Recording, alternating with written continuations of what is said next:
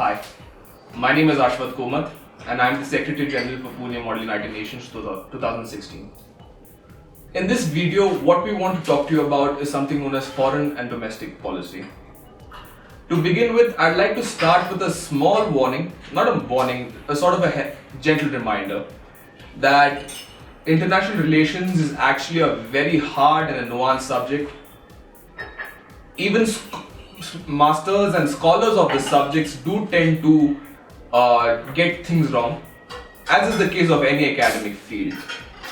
So we would like you to understand that what we are telling you now is the very basics, so that you can get your basic policy right when you're in the simulation this year at the conference. For all intents and purposes of this video, the word state is going to be used to denote any country. Because in the international parlance, we do not use the word country, we use the word state, as mentioned in the Montevideo Convention of 1933. So what is foreign policy? Foreign policy is basically your interaction with other states on various issues, right? Foreign policy is a very nuanced subject, as I said. It varies from state to state, it varies on various factors. There could be anything depending on how big your military is, how big your economy is, how big your population is. All such factors are taken into account when you're determining your own foreign policy. The next topic we'd like to talk about is allies. So allies are basically states who are more or less friendly to you. There's a big distinction to be made between allies and friends, because allies in the true sense of the word implies that you are friends for a reason, you are friendly to each other for a reason. In foreign policy and international relations, please remember that everything has a purpose. There is no free lunches in international relations, right? In geopolitics and strategy, there is never anything free. There's always a compromise, there's always interest involved. You as diplomats will be representing certain interests. Next, I'd like to talk to you about something known as blocs. So what are blocs? Blocs are basically countries who join together on a common front for any issue. So blocs could vary. If you must know, there are several, as a country you will be part of several blocs. You are part of various international organizations. For example, the Southeast Asian countries are a part of something known as ASEAN. The South Asian countries like India, Pakistan, Afghanistan, they are part of a bloc known as the SAARC, the South Asian Association for Regional Cooperation. At the same time, India is also part of several other organizations. They are part of the BRICS, they are part of the non-aligned movement. Similarly, all states have membership in various organizations, in various blocs. Some are interest-based blocs, because they are there for a certain reason. For example, NATO is a security organization. It's a bloc in the sense that they provide for collective security. There are certain organizations and blocs which are region specific. For example, the European Union. The reason the European Union came into being is because they share a common geography and they are part of a common neighborhood, and therefore they have common positions. The reason I'm talking to you about blocs is because it also determines your interests to a certain extent. We'll get to that later.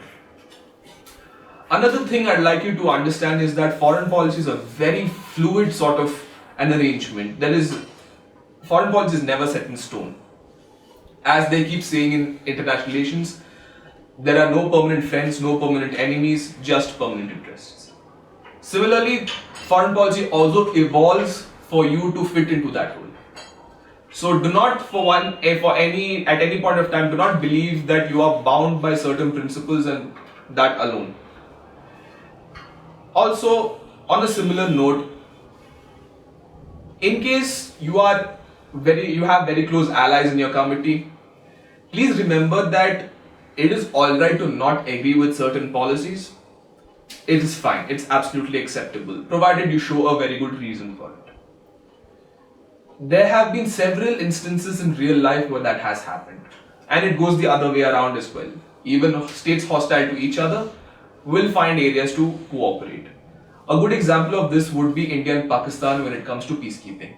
For all the rhetoric and all the war of words that go on between the two countries, you must understand that when it comes to peacekeeping, India and Pakistan cooperate in a lot, because they both of them contribute some of the highest numbers to the UN peacekeeping missions, and they see the need to coordinate with each other, and there is nothing wrong with that. Similarly, even the most staunchest of allies have disagreed with each other in the past. You would be surprised to know that during the 2003 invasion of Iraq, the state which opposed the United States the most was none other than France, a fellow NATO member and a very staunch ally of the United States.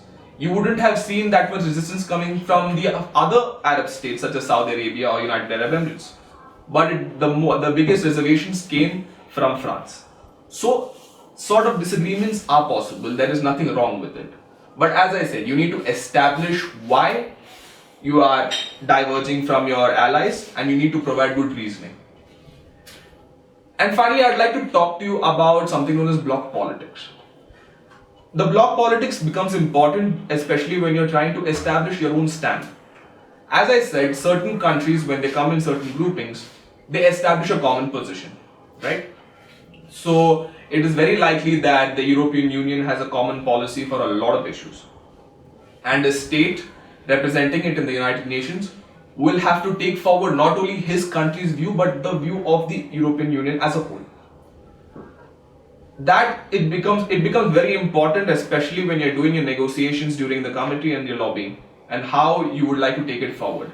You need to understand the relevant grouping, and you need to accordingly see if they have a fixed position which you have to adhere to. In a case where the bloc does not have exactly a fixed position on the issue, you are more or less free to pursue a more independent path in your foreign policy. With that being said, we'd like to talk to you about something known as domestic policy. The reason this becomes important is because domestic policy is the main driver behind foreign policy. So what do I mean by when I say domestic policy? Domestic policy in that case would mean all sorts of laws, policies, judgments by the court, or any other executive action maintained by the government towards any issue. All domestic policy is towards various issues. They determine the principles with which any state conducts its negotiations. So for example, when it comes to Scandinavia, you must understand that Scandinavia, especially countries like Norway, Denmark and Sweden, they have a very strong domestic policy favoring the upliftment of the poor and stuff of that sort. So that reflects in the foreign policy. If you notice the kind of aid they give to many countries of the world, they are active in providing a lot of aid. They are supporting a lot of NGOs all around the world for various causes such as more or less in education and health. And then finally what I want to tell you is that it's important for you to know your domestic policy because it determines the kind of limits with which you can continue your negotiations. The principles are more important for you to understand in order to conduct your negotiations. There are certain principles certain states won't compromise on. That's the reason why we emphasize the understanding of domestic policy. Diplomacy is about getting other states to agree on your interests. Foreign and domestic policy helps you understand to what extent you can compromise in order to build a consensus. With this, I hope that we have covered some element of foreign policy. I understand that this is not complete, as I keep mentioning that international relations and foreign policy is a vast subject. Even scholars are yet to comprehend the limits of the subject. But I hope this was a good primer for you to have a basic understanding of foreign policy and how you're supposed to conduct yourself with other states. Thank you very much.